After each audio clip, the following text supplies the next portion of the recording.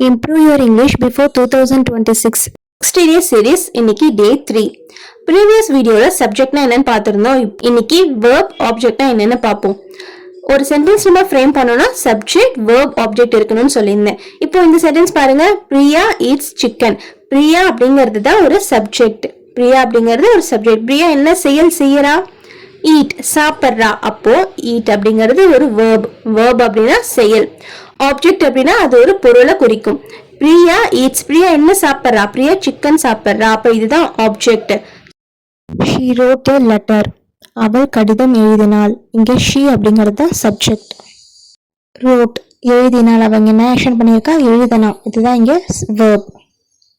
ஏ letter என்ன எழுதினா? Letter எழுதனா. இங்கதான் ஆப்ஜெக்ட்.